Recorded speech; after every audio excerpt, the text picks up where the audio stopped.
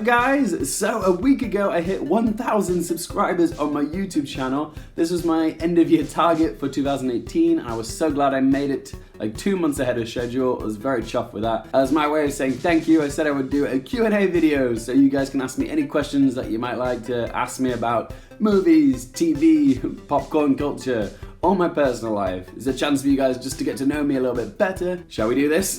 Here we go. Alright, so first question is from Jordan, and he says, why did you start your channel? Very easy. I was passionate about films and TV. I thought this would be a good outlet for my creativity. I used to be a writer for my university paper. I used to write a lot about films there. I wasn't the best writer, but I always knew I was a pretty decent speaker, so I thought YouTube would be a better platform for me personally, and it'd be a good place to build up a portfolio of work to show when I'm a bit older. So yeah, that's why I started it. Alright, so next question is from Tina Chase, and she asks, favorite director of all time? I'm a big fan of Joss Whedon, but I would say it'd probably be Christopher Nolan because I love his gift for making smart blockbusters. He just makes really entertaining films that are just so cerebral and just get you thinking, and like it just blows you away every time. There's not a single thing that Christopher Nolan has made that I haven't enjoyed. Right, next up we have Shin58. It's spelled Xin. I hope I'm saying that right. Shin58. He says, who is Glenn? Easy, Glenn is my boyfriend. That is Glenn. There you go. There, that's Glenn. That's our niece Poppy, and that's me, back when I had more hair on top. He's Australian. We've been dating for 4.5 years. We're getting our own flat together soon. He works as an accountant in finance transformation. Yeah, I've got no idea what his job actually entitles. He says he's a natural blonde. And yeah, he is the Bert to my Ernie, essentially. Yeah, I love him. He's fantastic. And another one from Shin. What is your favorite film? Oof, I get asked this question a lot. It's such a difficult question to answer because favorite film, I don't really have one favorite film. I have so many, and it's such a vague question. There's like so many variables when you ask that question, and it's almost unfair to say one film in a certain genre is better than another. Like, it's hard to compare a comedy film to like a sci-fi. So the answer is I have many films, but it does change over time. Sometimes I grow to appreciate a film more as I've gotten older, and sometimes films that I loved as a kid I don't care for as much. It's just something that comes of age, I guess. But I will give you a list of the favorite films that often come up when I'm talking about films, which I say are my favorites. I love Jurassic Park, Inside Out, Toy Story 1, 2, 3, The Dark Knight, Memento, Mean Girls, Fight Club, Pulp Fiction, The Matrix, Call Me By Your Name, Silence of the Lambs, The Cabin in the Woods, did I say Moonlight? I think I did, but yeah, Moonlight, Mommy, and Psycho. But if you ask me the exact same question, what are my favorite films in like a year's time, the list would probably look a little bit different because it all depends where I am in my life and what movies mean to me as I've gotten a bit older. But that's the thing, I love so many films and it's hard to list them all, and it's very difficult to try and pick a favorite. Okay, so next question is from Gemma. Oh, I love this question. She says, what film do you recommend for a rainy day? Easy. The Devil Wears Prada. I know it's a bit of an odd choice, but I love this film. It's the film I always watch when I'm sick, if I'm off work. It's just one of those films that makes me feel very good. It actually makes me feel better even when I'm sick because it's just so charming, it's sweet, it's very funny, it's very well performed. I think it's just a very great movie all around, and people just dismiss it as this silly rom-com, but it's actually a very solid film. So yeah, I'd go with The Devil Wears Prada. Oh, another question from Gemma, and she says, what film have you watched the most? Oh, that's actually a good question. I would want to say it's Jurassic Park, just on, annual viewings, because I watch that film like at least once a year. But it's not that, it doesn't even come close to the film that I've seen the most. It's actually Moulin Rouge. Yes, which is funny. This is Glenn's favorite film, by the way, Moulin Rouge. But I haven't watched it just because he's such a big fan of it. I actually worked on the Secret Cinema when they were doing Moulin Rouge, and like when you work there, you pretty much watch the film every night, and that went for like nearly 4 months. So I'm not kidding when I think I've seen Moulin Rouge at least 80 times. It's one of those films that I can recite in my sleep. I've seen it that many times. And then I'd say Moulin Rouge, then probably Blade Runner because of working on the Secret Cinema, and then I'd say Jurassic Park through annual viewings, and then I'd say The Dark Knight probably comes in fourth. So yes, I love that film. Seen it so many times. Alright, so next question is from Amina Kali, and she asks, who is your favorite comedy actor? I have a few. I'm a big fan of Seth Green. I love John Cleese. Who else do I love? Steve Martin, Will Smith, Rowan Atkinson, because I grew up watching Mr. Bean. But my favorite would probably have to be Robin Williams. May he rest in peace. Just because he had so many films out in the 90s, which I associate with my childhood. Yeah, what did he have? He had Flubber, Aladdin, Jack, Hook, Jumanji, Patch Adams, Mrs. Doubtfire. There were just so many great films that he made in the 90s. And yeah, I think Robin Williams was a one-of-a-kind treasure. And may he rest in peace. Yeah, I'd say Robin Williams is my favorite comedic actor. Okay, so next question is from one of my dance friends, one of the Heathers, as we're called collectively, called Fernando. What is my next goal? Good question. I have quite a few. Professionally, for the YouTube channel, my next goal is to get to 2.5k subscribers, so 2,500. That's the next one. Another personal goal is for me to go to Toronto Film Festival. I've done Venice and Cannes and London, and I would very much like to go to Toronto next. More personal things. When it comes to my personal life, I'm pretty standard. Personal things are like getting my own flat together with Glenn, but that's in the works. We've got marriage, kids, dog, the whole 9 yards. I'm a very old-fashioned boy when it comes to stuff like that. Traveling is also a very big part of my life, so that'll be one of my goals, is to see as much of the world as possible. And when it comes to other professional goals, I would love to do some more acting work. I would definitely love to see myself on the big screen again.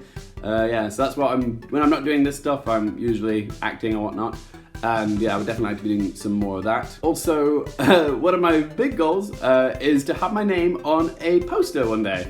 Whether it's because my name's on it because I'm acting in it, that'd be pretty cool. But I also wouldn't mind if my name was at the top of a poster with like a quote from one of my movie reviews saying something like, "A masterful display of visual brilliance, Luke Hearfield." And it's like reviewing Transformers 9 or something. Yeah, that would be a big one for me, to see my name on a movie poster. Yeah, that's a pretty cool one. Dream big, they say. Next question is from Tim R. I love your background for your videos. Oh, thank you. Did you build it? Yes, I did. That's a very good question. This is basically just made from DVDs at home. There's what used to be a chalkboard back there. There you go.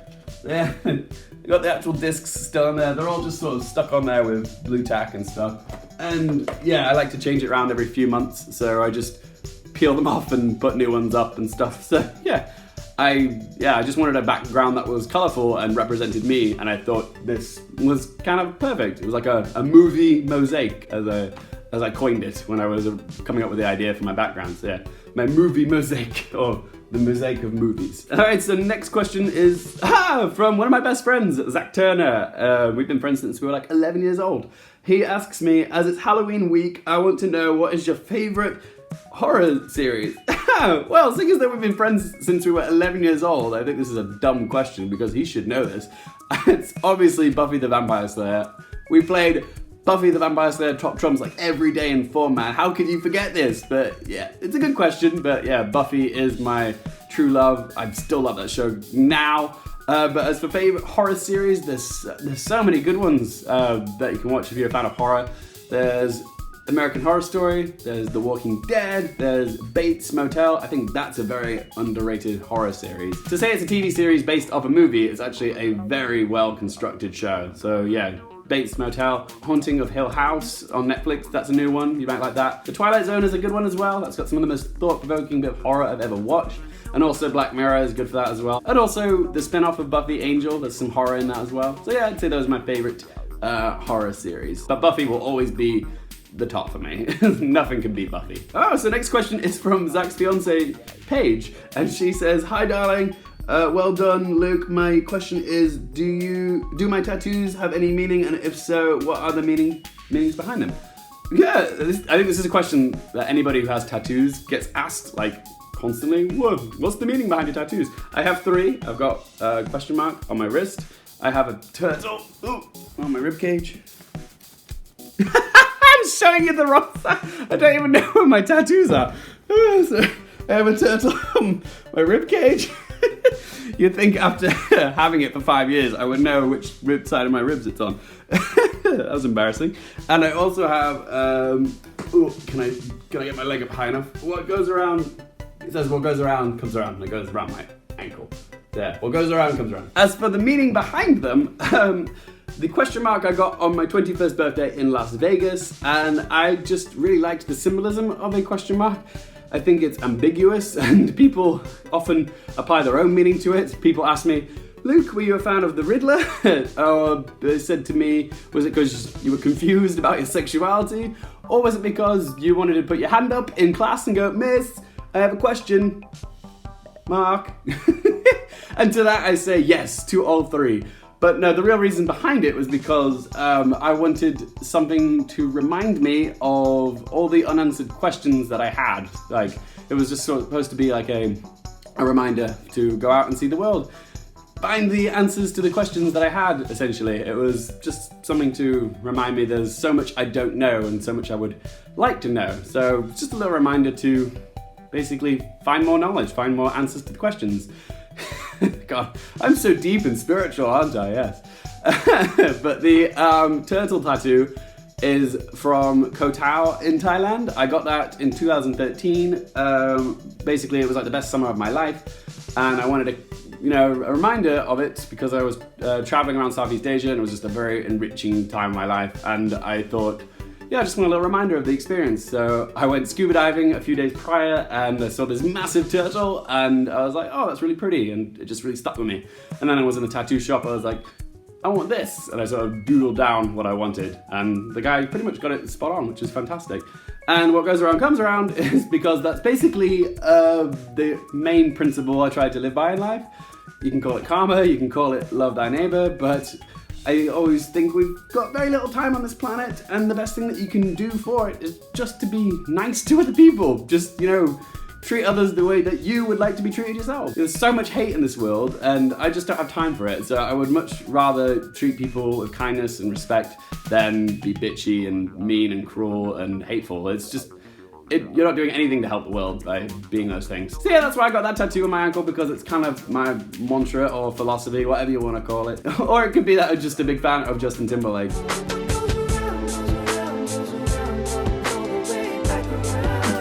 Just kidding about that one. Alright, so moving on to the next question, and it's from Charles Barkley, probably not the basketball player, who asks, what is your favourite video you've made for your channel? Oh, that's an interesting one. I really liked making my Dark Knight 10-year anniversary retrospect video, just because when you're talking about something you love, it's just so much fun to make anyways. So yeah, Dark Knight is one of my favourite films, and I just put a lot of time, love and energy into that. But I could also say my Buffy top 10 episodes videos, that was 2 videos.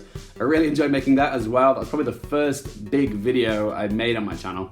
And yeah, it was just one which I spent a lot of time on crafting, and I think, yeah, that was just a labour of love. And yeah, Buffy top 10 or my Dark Knight 10-year anniversary retrospect. Alright, so next question is from Ninja Nina 93. What was it like working with JCM? I think that means John Cameron Mitchell. And I should clarify that question by saying I had a small part in the film How to Talk to Girls at Parties, which was directed by John Cameron Mitchell. And Ninja Nina, he is a babe, absolutely delightful to work with. He is just the most kind, sweet, lovely person. And what's amazing about him is that when you're on set, it doesn't matter if you're Nicole Kidman, a caterer, a paramedic, a lighting technician, an assistant director, what have you. He basically makes sure everyone on set feels like they're important and they're listened to and whatnot. And he gives everybody a hug as well. There's just such a lovely energy when you're on set with him, and that was just a pleasure to work on because everyone was so sweet and kind and thoughtful, and it was just a very nice working environment to work with. And that all came from John. He just gives off so much love and good vibes that it just spreads throughout the set. It was just such a great atmosphere, and I was very lucky to have worked on that, and it was just a blessing to work on, and he is such a kind, awesome person. I love you, John. All right, next question is from I'll be right back. That's clever. I'll be right back. Do you have any film scores you wish you could change for the films you've reviewed? That's a good question. Yes, actually. I remember, I think I gave Downsizing like an 8 or a 9 out of 10. And I recently rewatched the film and I was just like, oh, this isn't that good of a movie. Why did I score this so high? Yeah, I was a bit too generous with my score. I've given much better films lower scores on my channel. But this is just an example of how your opinion can change. You might like something right away, but then you realize your opinion might be wrong. But yeah, Downsizing is one where I think I was too generous and yeah, I didn't see the faults right away. A lot of people have asked me though if I thought my review for A Star Is Born with Lady Gaga and Bradley Cooper was too harsh.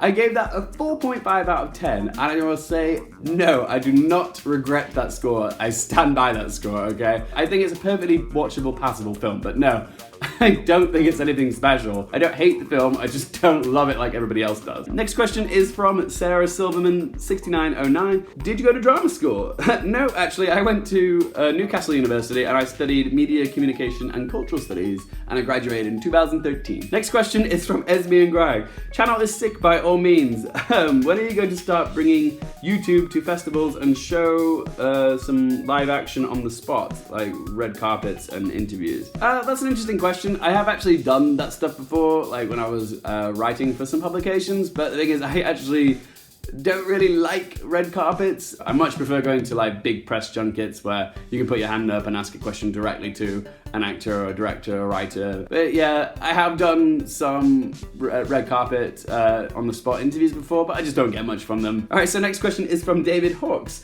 Congrats, Luke, your channel and Breaking Banter have I found my 2 favorite film review channels on YouTube. Oh, thank you very much, David. You have no idea how much that means to me, sincerely. My question is, what are some of your favorite classic films from the past? I'm guessing you mean the real oldies. Favorites include North by Northwest, Psycho, Vertigo, a lot of Alfred Hitchcock, 2001: A Space Odyssey, Wizard of Oz, The Apartment, The Graduate, and I guess you could say Jaws as well. That's probably old enough now. It was made in the 70s, so yeah. Steven Spielberg's Jaws. Next question from ZKO1944. Love your channel, keep up the great work. Thank you very much. How much popcorn do you get through and do you have to pick it up each time? Excellent question. The answer is a lot. I try to reuse the same popcorn for as long as I can, but each time I throw it, it just sort of lands on my bedroom floor and I have to sweep it up again and it just collects dust and hair and dirt and it just gets nasty. You would not want to put that crap in your mouth, so I try and rotate it every few weeks. I do clean it up myself. I have a system. It's just dustpan and brush each time. It's a good question though. All right, so next question is from Abby Hadrill.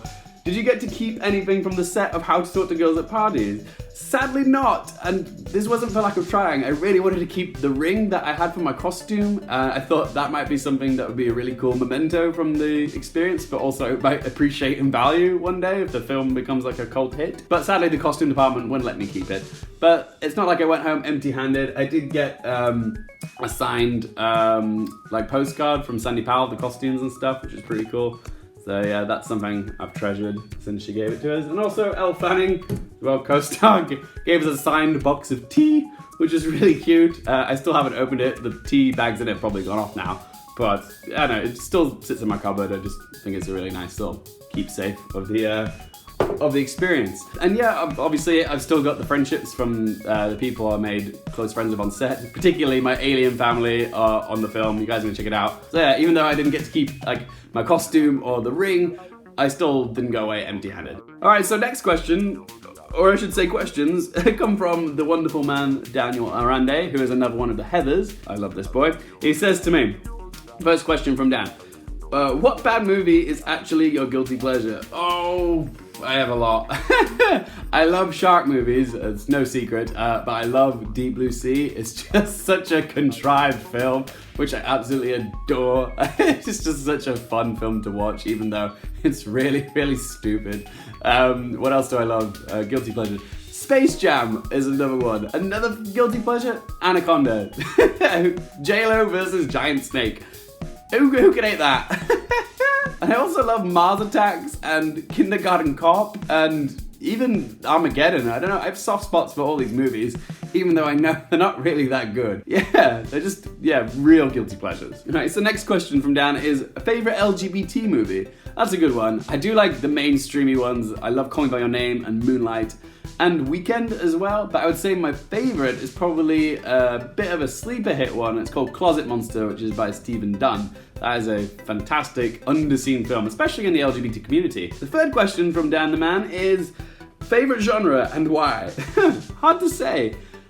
I would probably go with sci-fi because I really like films that get me thinking about the bigger picture, like Our Existence or Playing God or The Great Unknown. So yeah, I like sci-fis because usually they're an escape from reality, but they also make you think about the future and the bigger picture. Alright, so question 4 from Dan the Man is, any movies you'll never review?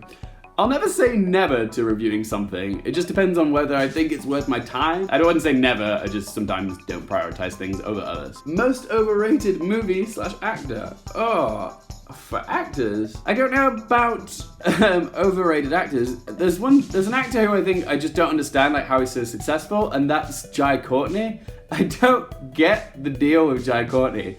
He's just one of these actors who is continuously terrible in every film that he's in. And these are big movies as well, big franchise movies. And he's just always so blah in them. He's just got very little charisma in every single role that he's in. But I wouldn't say he's overrated. I just don't understand his success. I don't think anyone overrates Jai Courtney. Yeah, Jai Courtney, he's up there with Meryl Streep. As for movies, overrated films, I've got a few films that I think are overrated. I'm not a big fan of Avatar. Sorry, it's just Pocahontas in space. What else do I like? I'm not a fan of Phantom Thread. Sorry, I thought it was boring, dull. I don't get the hype around it. Obviously, A Star Is Born is another one. I also don't like Jurassic World or Fallen Kingdom. I think they were both abysmal films. Next question from Mila Nutmeg. If that's your real last name, I love it. She says, do you always wear single color t-shirts, and do they mean anything specific to the film you're reviewing? That's a good question. I mainly wear block colored t-shirts because I like bright colors, and I also think they don't really go out of style. And no, there's no subliminal message to the color I'm wearing at the time. Like, if I'm wearing a red t-shirt, it doesn't mean, oh, I'm angry at this film. If I'm wearing a blue t-shirt, I'm not saying, this movie made me feel blue. When I'm making the thumbnail for the video, I usually pick a color which contrasts or matches the poster, so the thumbnail looks nice, essentially. Alright, so next question is from the boyfriend, Glenn Greer. And he asks, what makes a great film for you? God, that is a vague question. Okay, what makes a great film for me? That depends. I guess I just ask myself a few questions when I'm trying to measure if a film's great. Does it entertain me? Does it tell an engaging story? Does it successfully work as the genre that it is? And did it show me something new? I mean, there's no real science to what makes a film great. But I will say there is a world of difference between what is a good, passable film and what is a great one, okay? Good films, they entertain, but great ones, they get you debating, they get you thinking, and they also stand the test of time. I hope that clears that up for you, babe. Okay, so next question comes from Ben Moffat. Hi, Ben. What's the most underrated genre in cinema today? Underrated genre? I'm gonna go with horror because I think people are quite quick to dismiss horror. I think a lot of people find horror either too jump scary or cheap nowadays, and they don't really give it a fair chance. But I would say horror has definitely made a really good comeback in the last few years. There's been some incredible film and TV made around the horror genre. There's Get Out, Hereditary, It Follows, The Cabin in the Woods, The Witch, Haunting of Hill House, Annihilation, A Quiet Place. Yeah, there's been a lot of really great horror made recently, and I think it is making a bit of a comeback, and I think people should give it another chance. Yeah, I'd definitely say horror is probably the most underrated genre right now. Alright, so next question is from Joseph Grogan. Hi! Grogan is a friend from high school. How you doing, buddy? He says, my questions are, what do you think is the most underrated film? And if you could live out the story of any film, what would it be? Oh god, throwing me some curveballs there, Grogan. Okay, first question, underrated films, okay. We got loads of those. Let's see. Children of Men, The Cube, Moon, Looper, Nightcrawler, On Her Majesty's Secret Service, and Enchanted. I really love that film, and I just don't think it gets the love that it should. And it's just so charming and delightful and just a great watch, and not enough people love it the same way I do. And the music's fantastic in it too. I don't get it. Why do people not love this movie more? Is it just me? And your second question was if I could live out the story of any film. I guess it would be... Oh, I really don't know. What film would you want to live out the life of? I guess La La Land maybe, because it's related to the industry that I want to be in. I guess I would be Emma Stone, and yeah, one day I'd just be nice and successful, and also my life would be a musical, so I would just sing and dance as I'm getting ready for a night out, which I do already, so I guess I am sort of living in La La Land sometimes, my own La La Land. Alright, moving on to the next one is from Claudia Ford. Has anyone ever told you you look a bit like Jim Carrey? Yes, actually, that's funny. People have actually said I remind them of Jim Carrey. I've been told I have a very rubbery, expressive face, and it's a frequent comment whenever I post a picture of a thumbnail. People always make note of how wide my face and smile and eyes can be, and they say, oh, you like Jim Carrey. Other people I've been told I resemble is Ferris Bueller, apparently. Someone came up to me in the street when I was a kid who was convinced I was the kid who played Colin Creevey in the Harry Potter films. I wasn't. I wish I was, but no. Apparently I looked a bit like him when I was like 11 or 12. And also, my nickname in high school for a little while was Dory. Yeah. Apparently I resemble a fish from a Pixar film, which I don't know. I didn't know how to take it. I actually really loved the character. To be told I was a little bit like a daft, funny, comic relief sidekick in a Disney Pixar film, I don't know, it was actually quite gratifying. Don't know why. So, yeah. Also, I do speak whale. We need to buy the sun. It's amazing. I am not single. Right.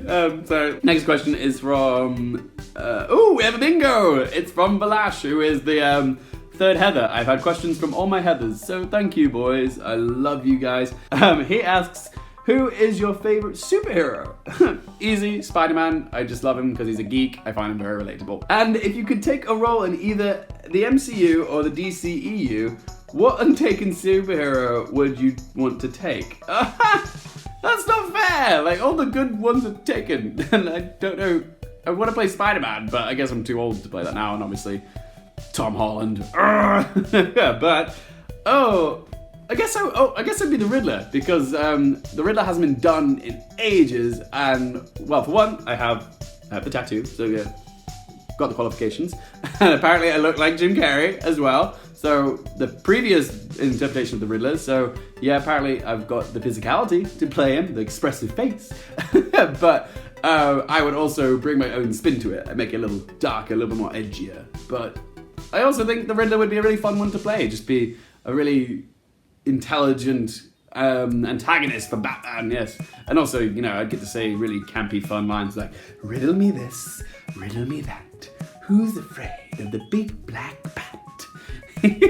That would be so much fun. So yeah, I'll go with the Riddler just because it hasn't been done in so long, and I would, yeah, have a lot of fun playing the Riddler. Yeah. Got the qualifications, damn it! Last couple of questions. Cressida asks, if you could work with anyone on a film, who would it be? Oh, well, I'd love to work with either Joss Whedon, Christopher Nolan, or Jennifer Lawrence. I would say those are my big three. Yeah, they are my heroes, my idols, the people I would love to meet and talk to, have a dinner party with, or be stuck in an elevator with. That'd be fun. And last question, name a film that people would be shocked to learn you haven't watched. Oh, that is a good question. Okay. There's actually a few films that like people are always surprised to hear I've never watched. I've never seen Sunset Boulevard, I've never seen Mulholland Drive, I've never seen Raging Bull, or Cape Fear, and I've never seen any of the Rocky movies.